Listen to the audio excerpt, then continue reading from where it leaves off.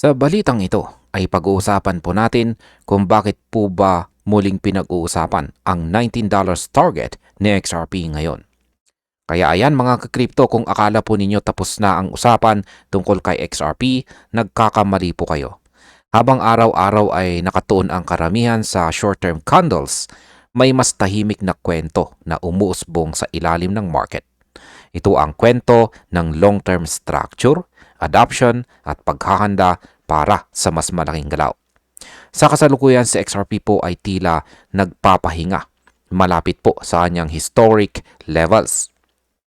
Ang tanong ngayon, pagod na ba itong sa XRP o naghahanda para sa susunod na yugto? Para sa analyst po dito na si All in Crypto o kilala na rin bilang Real All in Crypto, malinaw po ang kanyang sagot. Para po sa kanya, ang consolidation na ito ay hindi po hudyat ng katapusan, kundi simula ng panibagong price discovery.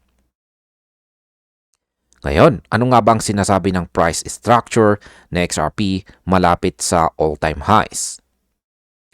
Mula po sa technical na pananaw, malagang tingnan natin kung nasaan nakapwesto si XRP ngayon.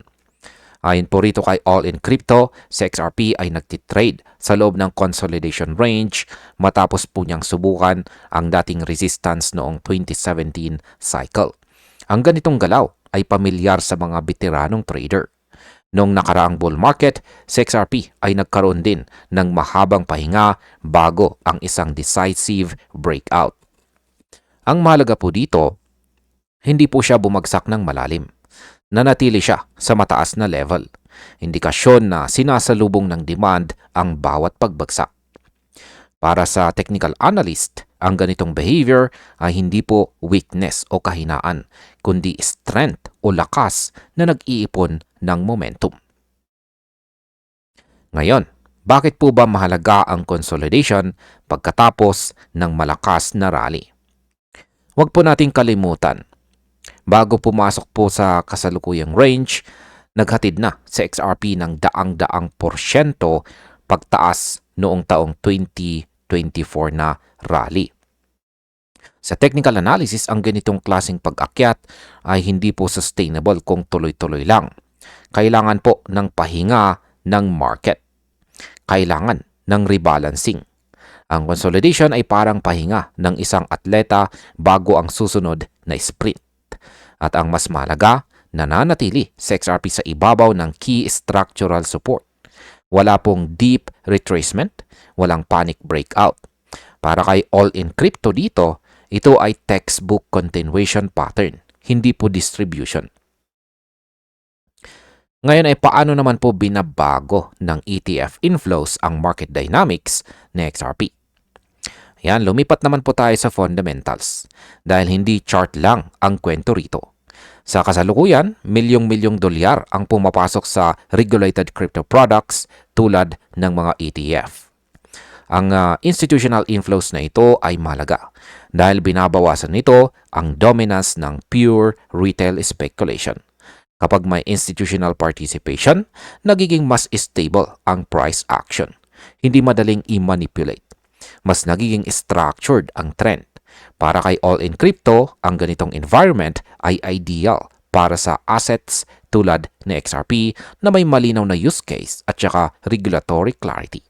Hindi po ito hype-driven accumulation, kundi strategic positioning. Ano naman po ang sinasabi ng accumulation behavior sa kasalukuyang presyo? Isa po sa pinaka-critical na tanong ngayon ay ay accumulation ba o distribution ang nangyayari? Para sa analyst, malinaw po ang sagot. Ang galaw ng XRP ay mas tugma sa accumulation phase. Sa halip na mabilis na paglabas ng kapital, nakikita natin ang steady absorption ng supply. Kapag ang isang asset ay hindi bumabagsak kahit may volatility sa market, madalas may malalaking kamay na sumasalo. Ito po ang tinatawag na smart money behavior. Para sa atin bilang mga traders at saka holders, malagang maintindihan na ang ganitong phase ay kadalasang boring. Pero dito po nabubuo ang pinakamalalakas na rally. Ngayon, bakit po ba mahalaga ang regulatory at saka licensing advantage ni Ripple? Ngayon, pag-usapan naman natin ang edge na kakaunti lang ang meron. Si Ripple ang kumpanya sa likod ng XRP ecosystem, kung saan ay meron po siyang regulatory approvals at saka licenses sa maraming bansa. Hindi ito karaniwan sa crypto space. Ang advantage na ito ay nagbibigay kay XRP ng kakayahang direktang maisama sa payment systems, liquidity solutions at saka cross-border settlement infrastructure. Hindi lamang po siya token sa exchange. Isa siyang working component ng modern financial rails. Ayon po kay All in Crypto, dito nagkakaroon ng malinaw na pagkakaiba sa XRP kumpara sa maraming speculative assets. Ngayon, bakit po nananatiling valid ang $19.27 na price target? Dito po pumapasok ang pinaka-controversial na bahagi. Ang $19.27 target ay unang ibinahagi noon si XRP, kung saan ay nasa pagitan pa ng mga presyong 0.30 at saka 0.40. Hindi ito gawa ng hype. Ito ay structural projection. Para sa analyst, ang target ay nakabase po sa historical market behavior, cycle expansion at saka breakout magnitudes. Hindi ito short-term predictions. Isa po itong long-term roadmap. Habang umuunlad ang adoption, lumalawak ang liquidity at lumilinaw ang regulasyon. Nananatiling buo ang thesis sa likod ng numerong ito. Ngayon, ang masasabi ko naman tungkol dito ay ang sinasabi po ni All in Crypto ay simple pero mabigat. Ang kwento po ni XRP ay hindi pa tapos. Sa katunayan, nasa early chapters pa lang tayo. Ang kasalukuyang consolidation ay hindi po sinyalis ng kahinaan, kundi paghahanda para sa mas malawak na price discovery. Kapag pinagsama ang technical structure, institutional inflows at saka real-world utility, nabubuo ang isang long-term narrative na mahirap baliwalain. Kung magpapatuloy po ang mga trend na ito, ang $19 na level ay hindi na mukhang imposible, kundi isang logical destination sa tamang panahon.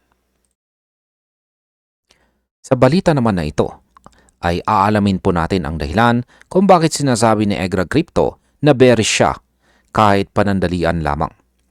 Kaya yan mga ka-crypto, sa video na ito ay, sa balitang ito ay pag-uusapan natin ang isang mahalagang mensahe mula kay Egra Crypto na ikinagulat ng marami.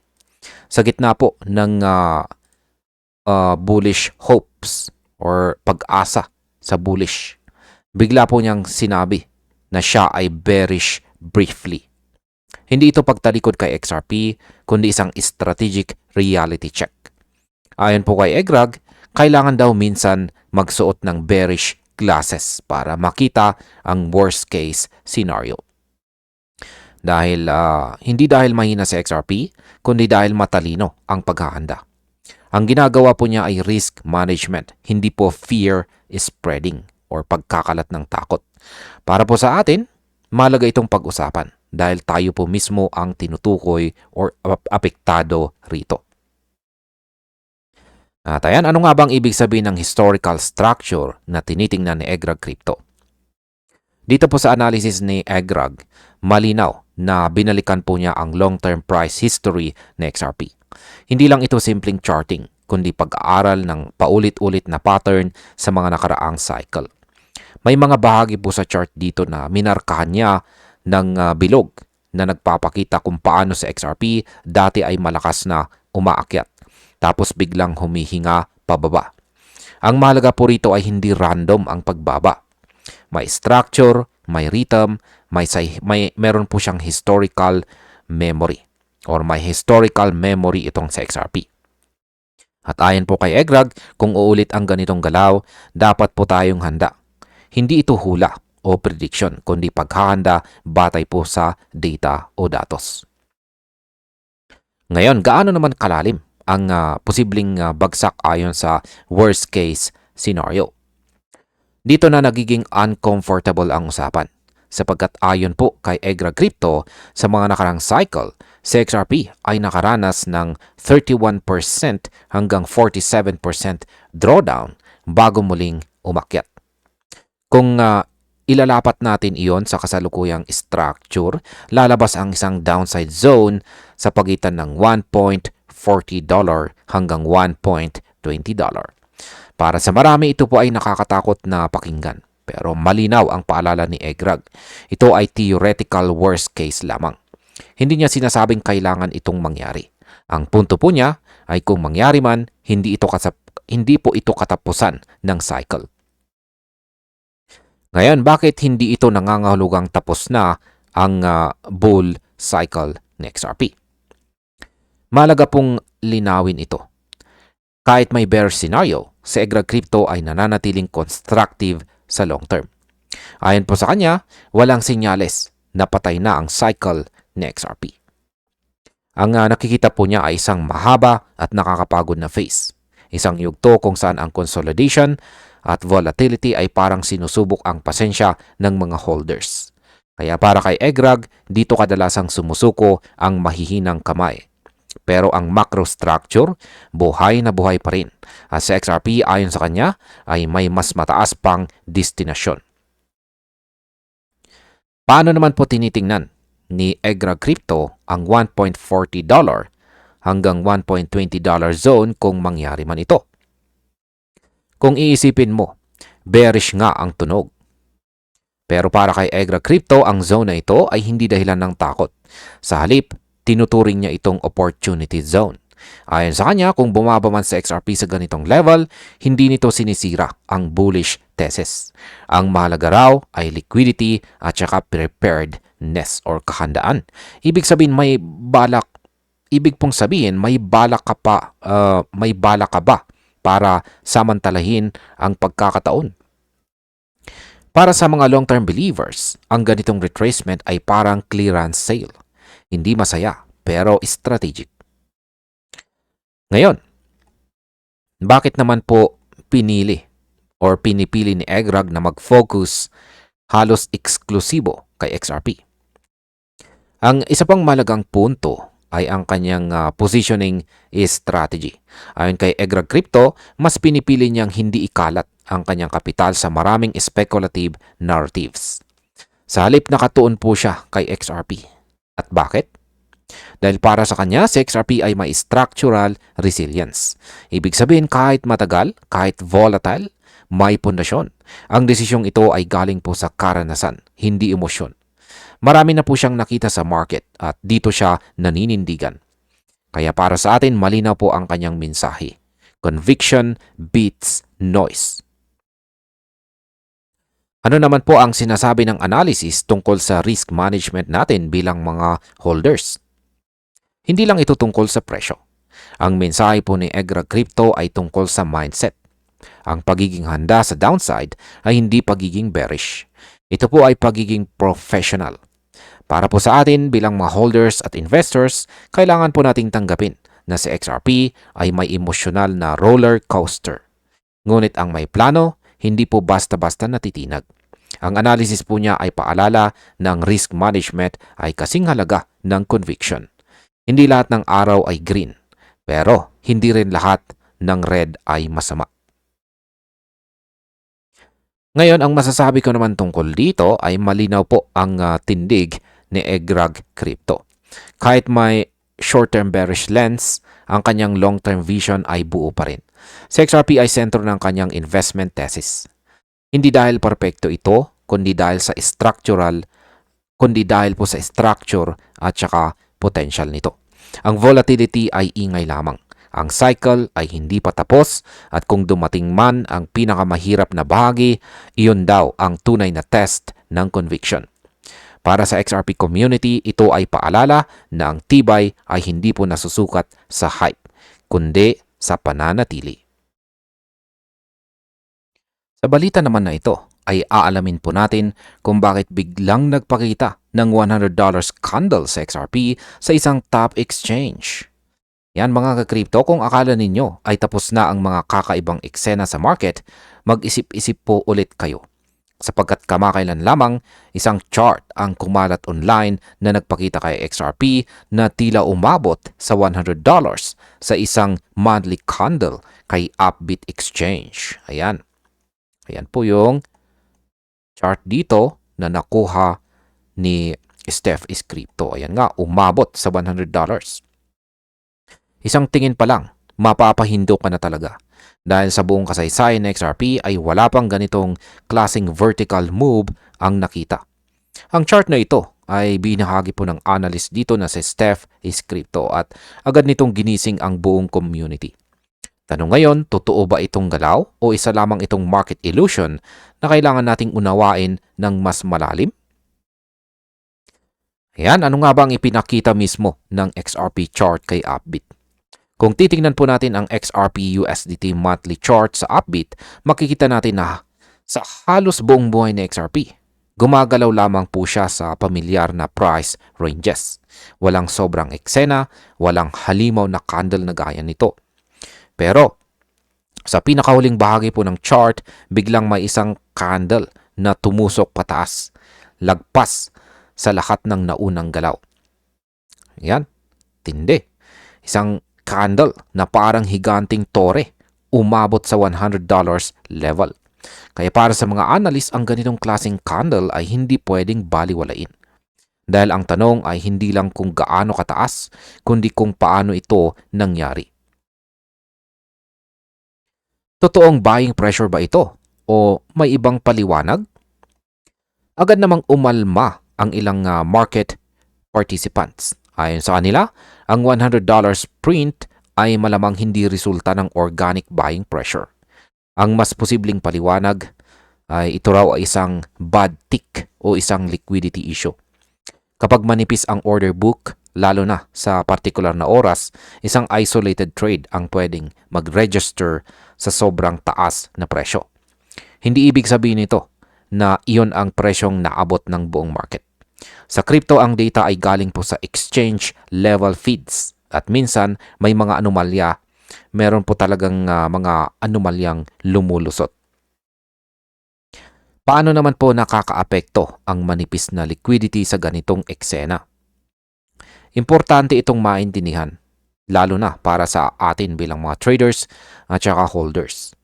Kapag manipis po ang liquidity sa isang exchange, kunti lang ang buy at saka sell orders na nakapila. Sa ganitong sitwasyon, pwedeng may isang trade na pumasok sa sobrang taas na presyo dahil wala pong sapat na order sa gitna. At ang resulta, isang napakahabang week sa chart. Ngunit tandaan, karamihan po sa mga traders ay hindi kailanman nakabili o nakabenta sa presyong iyon. Nakita lang ito ng chart, hindi ng buong market. Ngayon, may ganitong pattern na bang nangyari noon kay XRP? Ayon po sa ilang komento, hindi na ito bago.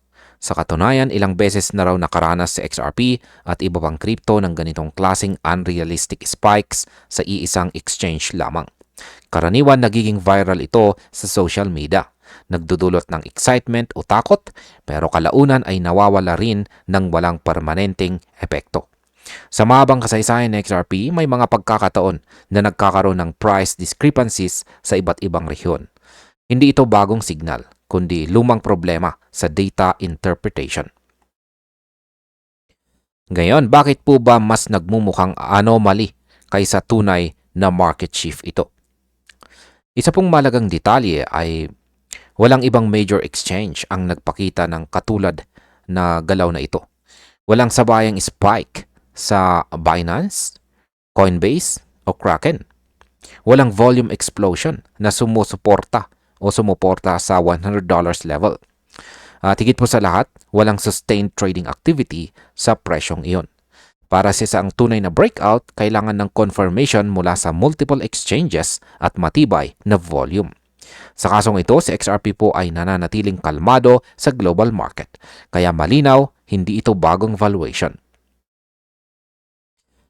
Ano naman po ang aral dito para sa atin bilang mga traders at saka holders? Ito po ang pinaka-importante para sa atin. Ang market data ay kailangang basahin ng may konteksto. Hindi lahat ng nakikita natin sa chart ay agad na katotohanan. Kapag may extreme value, tanungin muna kung supported ba ito ng liquidity, volume at saka cross-exchange confirmation. Sa XRP ay parang isang taong napagkamalan lang na tumalon. Pero sa totoo, nakatayo pa rin po siya sa parehong lupa. Ang maling interpretasyon ay pwedeng magdulot ng maling desisyon. Ngayon, ang masasabi ko naman po rito ay ang $100 candle dito kay Upbeat ay isang data anomaly, hindi isang market prophecy. Si XRP ay hindi biglang naging $100 asset sa isang iglap. Ngunit ang insidenteng ito ay paalala kung gaano kasensitive ang crypto market sa isolated events. Para sa mga matatalinong investors, ang ganitong eksena ay hindi dahilan para mag-FOMO o mag-panic. Ito po ay pagkakataon para mas patalasin natin ang ating analysis. Dahil sa crypto, ang totoo ay hindi palaging ang pinakamalakas ang sigaw. Sa balita naman na ito ay pag-uusapan natin kung bakit sinasabi ng eksperto dito na pwedeng mangyari ang malaking galaw na XRP sa isang araw lamang. Yan mga ka-crypto, meron pong isang malagang mensahe ngayon para sa atin bilang mga XRP holders. Kung saan ay ayon po sa crypto commentator na si Bird, may galaw daw sa XRP na pwedeng mangyari sa loob lamang ng isang araw. Hindi po ito hype, hindi ito pang hope or pag-asa lamang, kundi isang malinaw na technical setup. Sa kanyang chart, malinaw na ipinakita ang horizontal support na paulit-ulit ng dinidefend ng market. Yan po ang kanyang binahaging chart dito. Ang reaksyon po ng XRP mula sa level na ito ay constructive. Ibig sabihin, may mga buyers na handang sumalo. Para po sa atin bilang mga traders at saka investors, mahalagang maintindihan na kapag ang support ay pinoprotektahan, may posibilidad ng biglaang shift or biglaang pagbabago sa sentiment. At dito po nagsisimula ang usapan. Ngayon, ano nga ba ang sinasabi ng matibay na support sa lower $2 range tungkol kay XRP? Ayon po kay Bird dito, ang galaw na XRP sa lower $2 area ay hindi po basta-basta lamang. Matapos po ang mahabang pababang movement or galaw, huminto sa XRP at tumalbog mula sa support. Ayan po ang kanyang chart. At ito ang klase ng price action na nagsasabi na humihina na ang selling pressure. Hindi na aggressive or agresibo ang mga sellers or nagbebenta. Sa halip may demand na nananatili sa level na ito. Para sa technical analysis, ang ganito pong behavior ay indikasyon ng structure holding. Kapag ang presyo ay hindi na gumagawa ng mas mababang low, may tsansa ng recovery. Sa madaling salita, hindi na basta sumusuko sa XRP. At iyon ay malagang signal para sa market. Ngayon, bakit po ba mahalaga ang pag-hold ng structure kaysa tuloy-tuloy na pagbagsak? Ipinaliwanag po dito ni Bird na mas mahalaga ang pag-hold ng structure kaysa sa mabilis na bounce. Kapag ang presyo ay basta lang tumalbog pero walang structure, madalas bumabalik pababa. Pero sa kaso ni XRP, pinakita po niya na kayang mag-stabilize matapos ang downtrend. Ibig sabihin may pahinga ang market. Ang consolidation na ito ay parang paghinga bago ang susunod na galaw. Kaya para po sa atin bilang mga holders, malaga ito dahil ipinapakita nito na hindi na kontrolado ng takot ang presyo. Meron na pong balanse. Meron na pong balanse ulit sa pagitan ng mga buyers at saka sellers. At kapag nabasag ang balanse pabor sa mga buyers, dito po nangyayari ang mabilis na galaw. Ngayon, bakit naman po itinuturing ni Bird ang $2.69 bilang confirmation level at hindi lang target? Isa po sa pinaka-importante sa analysis ni Bird ay ang $2.69 level. Hindi po niya ito tinawag na upside target. Tinawag niya itong confirmation point. Ayan, balikan natin ang kanyang chart. Ibig pong sabihin niyan ay kapag nabawi ni XRP ang level na ito, babalik ang bullish control. Mula sa kasalukuyang presyo, halos 23% move lamang ito. Para sa crypto market, maliit lamang ito. Ayon kay Bird, hindi kailangan ng mahabang build-up. Pwede itong mangyari sa loob ng isang daily candle kung papasok ang momentum. Kapag nabasag po ang level na ito ng malinaw, magbabago ang buong market narrative. Ngayon ay ano naman ang papel ng resistance sa $2.69 sa psychology ng market? Ang resistance po sa $2.69 ay matagal nang humaharang kay XRP. Ilang beses na itong sumubok umakyat at ilang beses ding na-reject. Kaya para sa market, ang level na ito ay parang gatekeeper. Hanggat nasa ilalim po siya, may duda. Pero kapag nabasag ito, maraming nag-aabang ang biglang papasok. Ito ang dahilan kung bakit sinabi ni Bird na confirmation ito. Hindi hula, hindi prediction. Isa itong linya kung saan nagbabago ang pananaw ng mga traders at saka investors. Para po sa atin, mahalagang bantayan ito dahil dito po pwedeng mag-shift or magbago ang sentiment sa isang araw lamang. Ngayon ay paano naman po konektado ang kasalukuyang consolidation sa timing ng short-term move? Inilagay po ni Bird ang kasalukuyang rebound sa konteksto ng mga monthly consolidation. Sa chart, balikan po natin ulit ang kanyang chart kung saan ay makikita po natin ang paulit-ulit na lower highs at testing ng support. Pero ngayon naputol po ang pattern. Hindi na gumagawa sa XRP ng bagong lower low. Sa halip ay lumapit po siya sa decision point. Kapag ganito kaliit ang pagitan mula support hanggang confirmation, tumataas po ang tsansa ng biglang galaw. Isang malakas na session lang ay sapat na. Kaya para kay Bird, ang timing ay critical. Ang susunod na mga araw ay maaari pong magdikta ng direksyon. Ngayon, ano naman ang papel ng legal at saka regulatory expectations sa galaw ng XRP? Hindi rin po binaliwala ni Bird ang legal context. Alam ng market na sensitibo sa XRP sa regulatory news. Binanggit niya na posibleng nagpo-position na ang presyo bago ang mga inaasahang developments tulad ng Clarity Act. Kapag may inaasahang clarity, kadalasan nauuna ang market. Hindi naghihintay ng announcement. Para sa atin bilang mga holders, malagang tandaan na ang presyo ay madalas gumagalaw base sa expectation, hindi po sa balita mismo. Kaya ang kasalukuyang stability ay maaring pagkakanda para sa mas malinaw na direksyon. Ngayon, ang masasabi ko naman tungkol dito ay napakalinaw po ng mensahe rito ni Bird. Si XRP ay humahawak sa critical support. Nasa ilalim pa siya ng decisive resistance. Pero sapat na lapit na siya para magbago ang outlook sa isang malakas na araw. Hindi po ito garantiya ng pump, pero isa itong malinaw na technical setup. Kaya para sa atin, ang tanong po ngayon ay simple. Kapag nabawi ba ni XRP ang $2.69, handa ba tayong makita ang pagbabago ng sentiment? Dahil kapag ang market ay handang gumalaw, hindi ito nagbibigay ng babala. Sa balita naman na ito ay aalamin po natin kung bakit muling napunta sa sentro ng usapan ang long-term value ng XRP. Sa mundo po ng crypto, karamihan ay nakatingin lang sa daily chart, sa green at red candles, sa biglang pump at saka dump. Pero ayon sa mga veteranong analyst, ang tunay na laban ng value ay hindi po nakikita sa isang araw. Ito ay tahimik na binubuo sa likod ng sistema. At dito po muling bumalik sa XRP sa sentro ng usapan. Habang ang iba ay natatakot sa short-term swings, may mga investors na mas pinipiling silipin ang supply mechanics, transaction design at ang kakayahan ng XRP na mag-scale para sa institutional demand. Para sa kanya, hindi po tsamba ang galaw ni XRP, kundi produkto ng istruktura.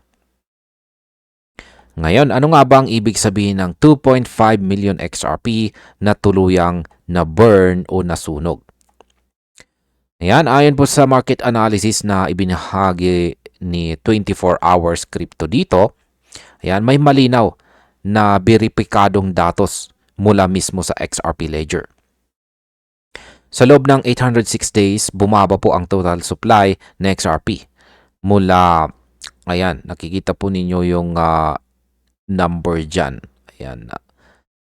At ito po ay, ayan, bumaba nga siya. Ibig sabihin nito ay meron pong 2,587,667 XRP na tuluyang nawala sa sirkulasyon. Hindi po ito haka-haka, hindi ito prediction, kundi aktual na numero. Kapag narinig po natin ang salitang burn, para kay XRP, ito ay tahimik pero tuloy-tuloy na proseso. Habang tumatakbo ang network, unti-unti ring nababawasan ang supply. Ngayon, paano naman po gumagana ang deflationary design ng XRP ledger? Ayan, hindi po tulad ng ibang crypto, sa XRP ay meron po siyang sariling native burn mechanism. Sa bawat transaction, may maliit na bahagi po ng XRP na sinisira or sinusunog or nawawala. Ang layunin po nito ay simple pero critical. Pigilan ang spam at panatilihing efficient ang network. Batay po sa datos, humigit kumulang 3,210 XRP kada araw ang nasusunog sa loob ng 806 days. At mahalagang punto ito dahil ang burn rate ay hindi po nakatali sa oras lamang. Kapag mas mataas po ang usage, mas mabilis ang burn. Kaya habang lumalawak ang adoption, mas bumibilis ang supply reduction. Ngayon ay bakit po ba espesyal sa XRP kumpara sa ibang large cap cryptocurrencies? Dito nagiging kakaiba itong sa XRP sapagkat ang kanyang supply reduction ay direktang konektado sa real world usage. Hindi po ito umaasa sa hype, hindi rin sa halving events. Habang mas ginagamit ang network, mas nababawasan po ang supply. Para sa mga long-term valuation, napakalaga ng ganitong mekanismo. Ibig sabihin habang tumataas po ang demand, may natural na pressure pababa sa supply. Ito ang dahilan kung bakit may mga analyst na naniniwalang sa XRP ay hindi lang speculative asset, kundi isang infrastructure token. Ngayon, bakit po ba mahalaga ang presyo ng XRP sa global settlement?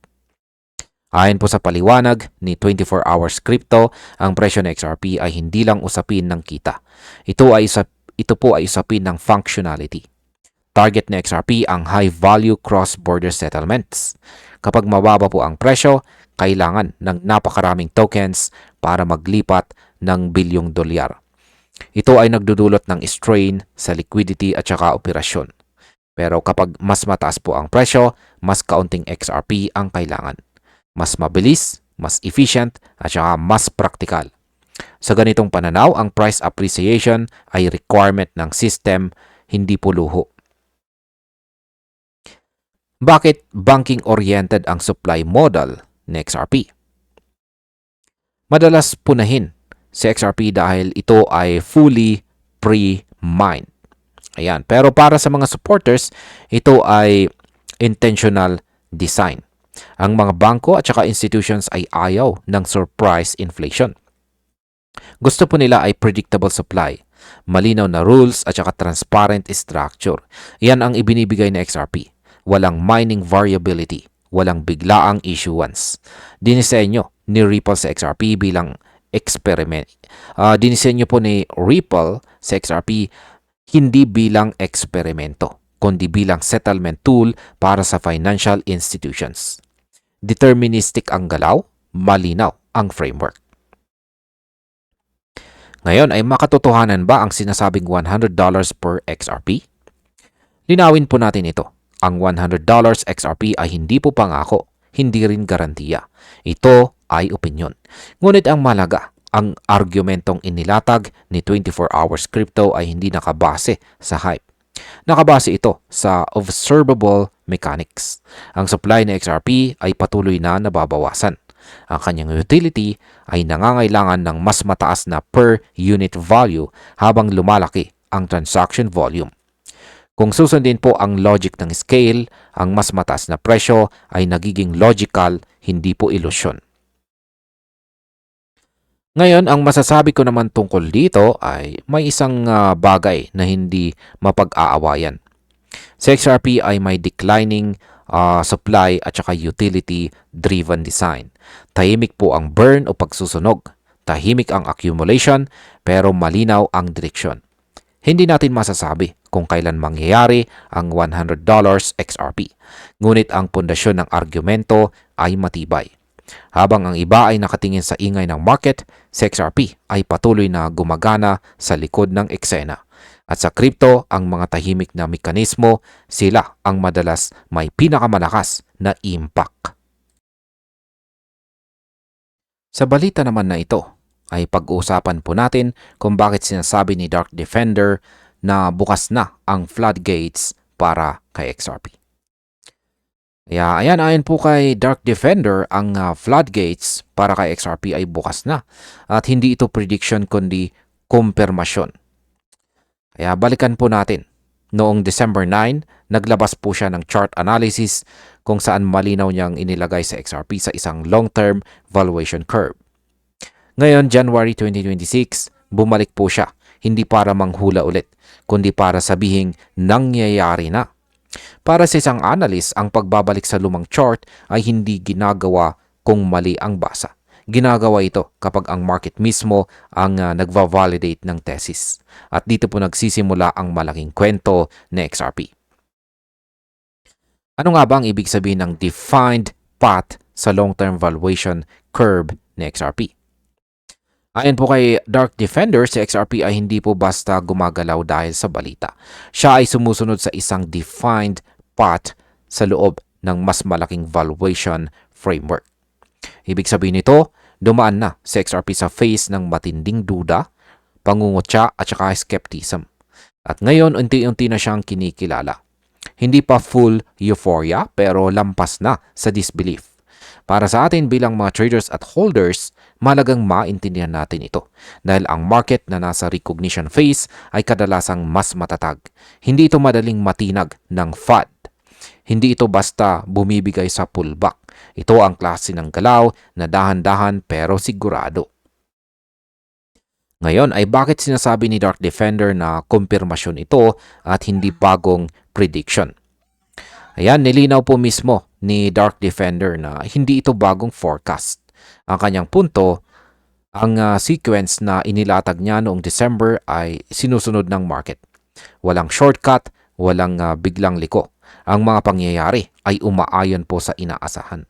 Para sa mga sanay sa technical analysis, ito ang pinaka-solid na validation. Kapag ang market ay hindi sumasalungat sa inaasahan, kundi sumasabay, ibig sabihin tama po ang pagkakalagay mo sa cycle.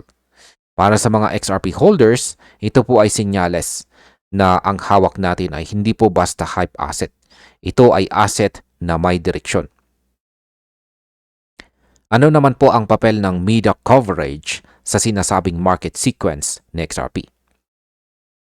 Isang mahalagang punto ni Dark Defender ay ang timing ng media coverage. Ayon sa kanya, ang media ay sumunod lamang. Hindi sila ang nag-trigger. Ibig sabihin, bago pa dumami ang articles, posts at saka discussions, ang market position ni XRP ay malinaw na sa chart. Ang visibility ay resulta, hindi po dahilan. Para sa market psychology, napakahalaga nito. Kapag ang balita ang nauuna, kadalasan hype lamang. Pero kapag ang balita ang humahabol, may mas malalim na nangyayari sa ilalim. Ito ang sinasabi ni Dark Defender na natural progression.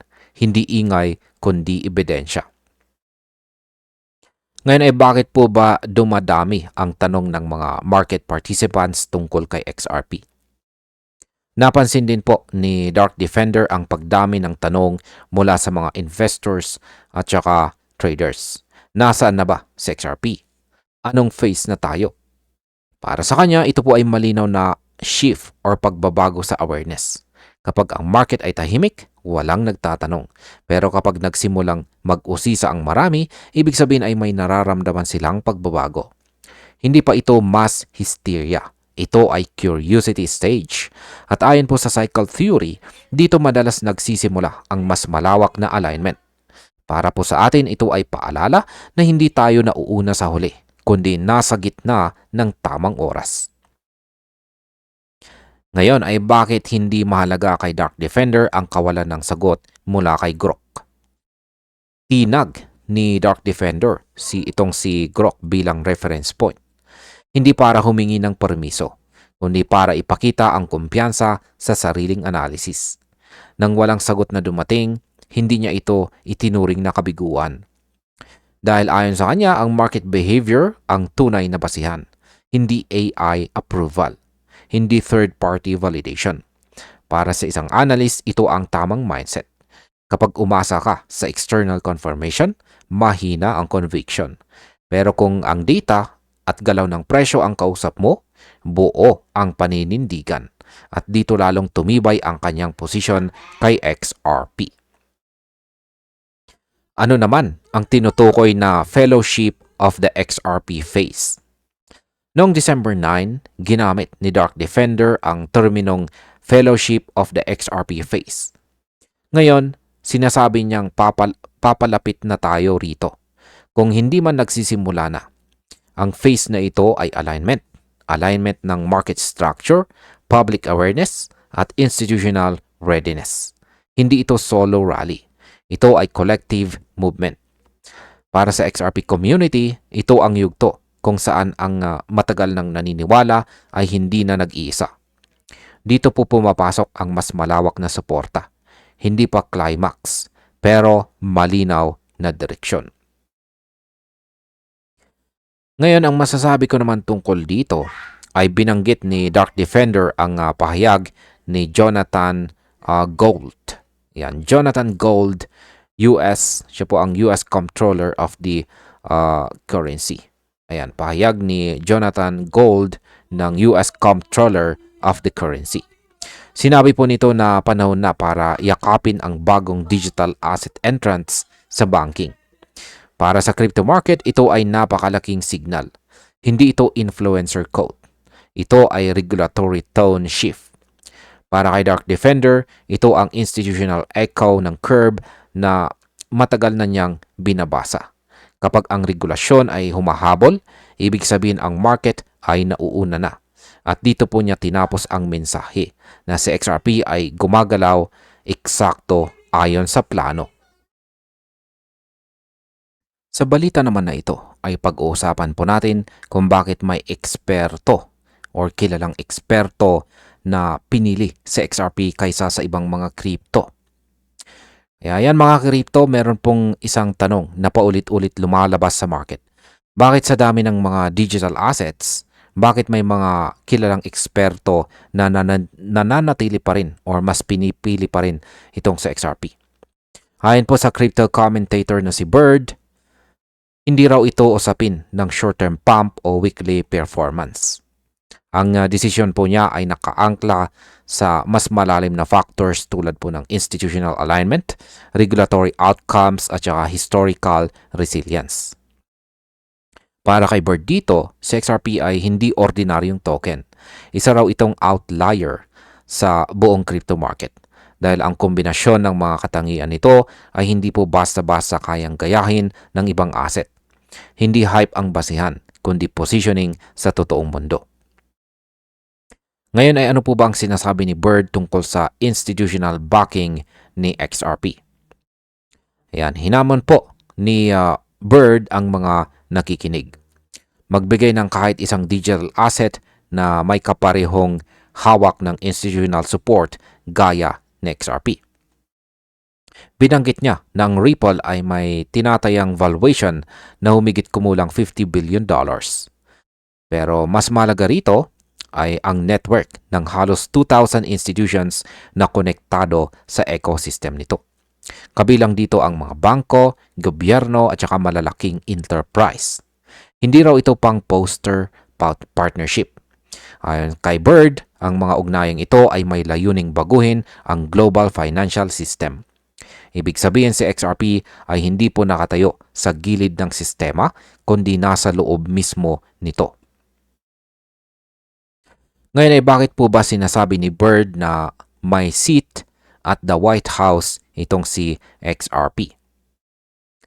Isa po sa pinakamatapang na pahayag ni Bird ay ang ideya na sa XRP ay may seat at the White House.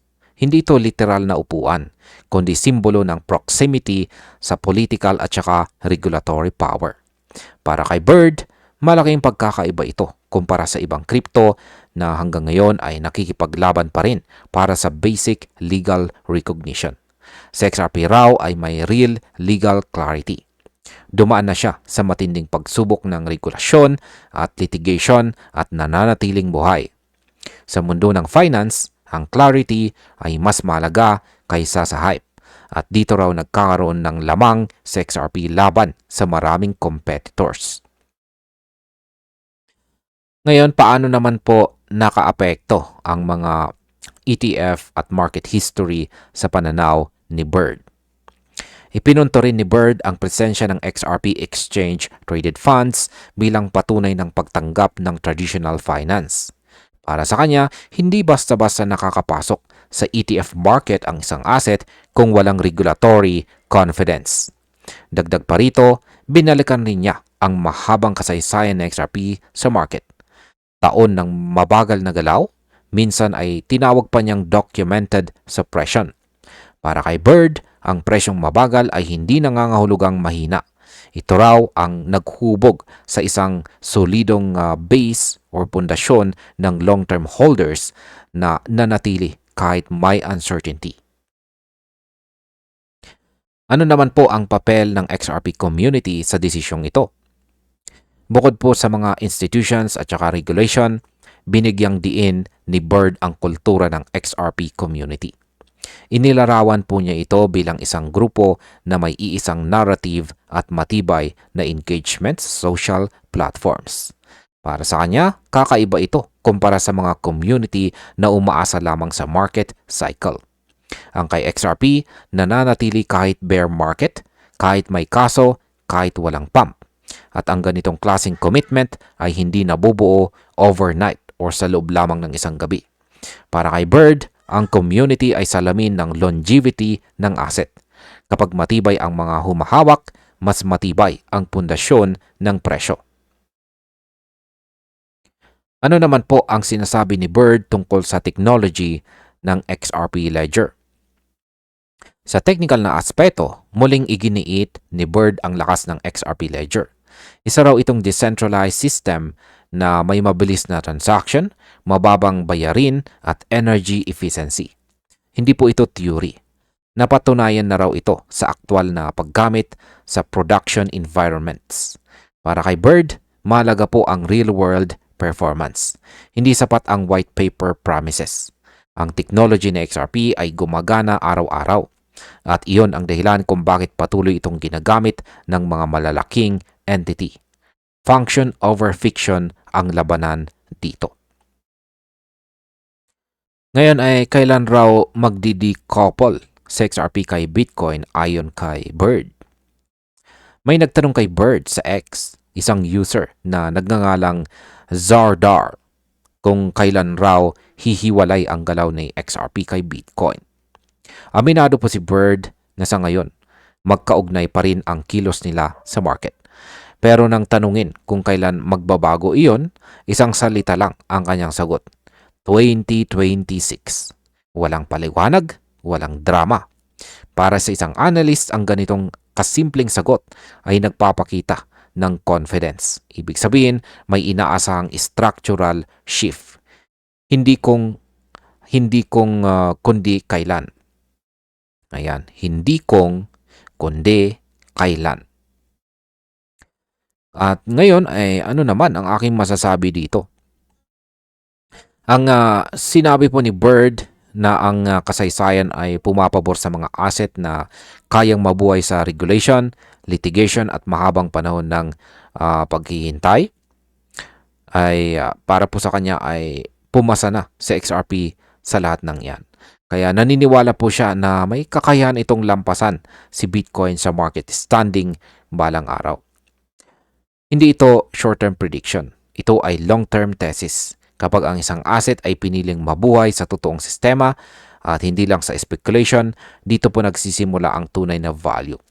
At para kay Bird, dito eksaktong nakapwesto si XRP ngayon. Sa balita naman na ito ay pag-uusapan po natin kung bakit muling napapansin si XRP bilang kandidato sa isang malaking bull run. Yan mga kakrito, kung iniisip ninyo kung bakit biglang umiinit na naman ang usapan tungkol kay XRP, may malinaw na dahilan ito. Sa kabila ng panandaliang price swings, sa XRP ay nagpapakita ng kakaibang tibay sa market. Hindi ito yung simpleng bounce na nakikita natin sa maraming mga altcoins. Ayon po sa mga analyst, meron pong nagtatagpong technical structure, liquidity movements at saka institutional interest na ngayon lang ulit nag-align. Para sa atin, malagang maintindihan po natin ito kung bakit si XRP ay muling tinuturing na handa para sa isang malaking bull run. Dahil kapag hindi mo ito nakita ng maaga, ikaw ang hahabol sa dulo. Ngayon ay ano nga ba ang ipinapahiwatig ng analysis ni Amonex sa kasalukuyang galaw ni XRP? Ayon po sa analyst na si Amonex dito, malinaw ang kanyang mensahe sa X. Structurally solid pa rin itong si XRP. Kahit bumaba po siya sa presyong $2.09 nitong January 15, 2026, hindi ito senyales ng kahinaan, kundi resulta lamang ng panandaliang selling pressure. Makikita po sa TradingView chart ng galaw ni XRP ay kontrolado, walang panic breakdown at may malinaw na buyer response. Para kay Amonex, ang ganitong price behavior ay indikasyon na ang malalaking kamay ay hindi pa umaalis. Hindi sila nagbebenta sa takot, bagkos ay nag-aantay ng tamang timing. Ngayon ay gaano po ba kahalaga ang $2 support na level para sa susunod na galaw na XRP? Pagdating po sa technical analysis, may mga level na parang gulugod ng market. At para kay XRP, iyon ay ang $2 support. Ayon po sa mga analyst, kapag nabasag ito, posibleng makakita tayo ng short-term correction na aabot sa 40%. Ngunit mahalagang tandaan, ang ganitong scenario ay conditional. Hanggat hawak na XRP ang level na ito, nananatiling buo ang bullish structure. Para sa atin, ito po ang linya sa buhangin. Kapag ipinagtanggol ito ng market, malinaw na may kumpiyansa ang mga buyer. Ano naman po ang kahulugan ng resistance sa itaas ng $2.10? Sa kabilang banda, ang $2.10 resistance ang nagsisilbing pintuan palabas ng consolidation. Kapag nalampasan ito ng XRP, ayon kay Amonex, dito pa lamang makukumpirma ang pagsisimula ng mas malakas na rally. Hindi ito simpleng number lamang. Ito po ay psychological at saka technical barrier. Kapag nabasag ito, maraming sidelined capital ang posibleng pumasok. Dito po kadalasang nagbabago ang takbo ng narrative mula cautious patungong aggressive optimism. At sa crypto market, ang ganitong shift o pagbabago ay napakabilis pong mangyari. Paano naman po nakakaapekto ang institutional accumulation sa kumpiyansa ng XRP market?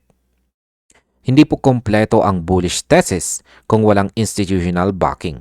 Sa kaso ng XRP, malinaw ang sinyalis ng institutional accumulation at saka ETF inflows. Ang ganitong klase ng kapital ay hindi po emosyonal.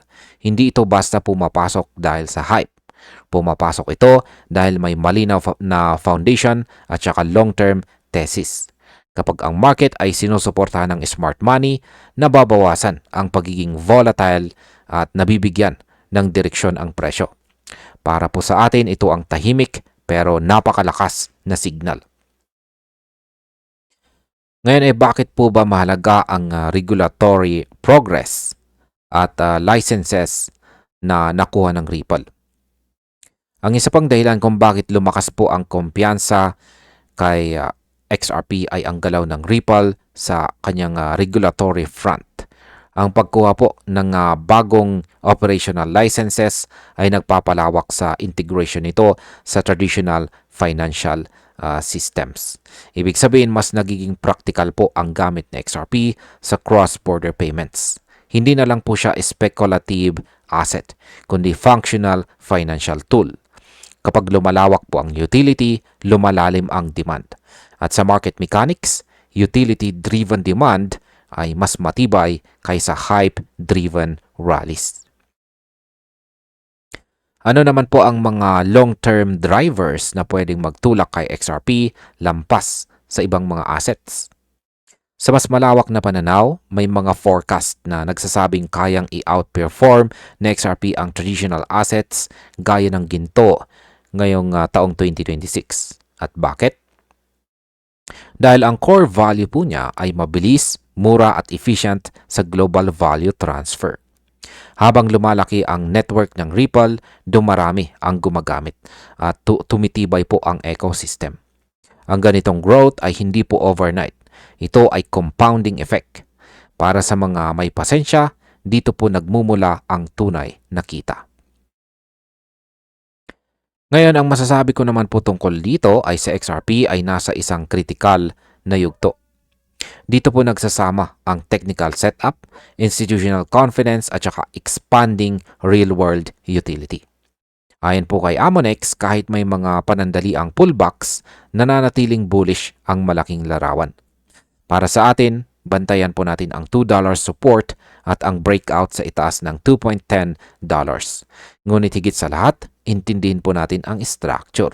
Dahil kapag ang market ay handa na, hindi ito maghihintay sa lahat. At hanggang dito na lamang po tayo sa video na ito mga ka-crypto. Maraming salamat sa panunood.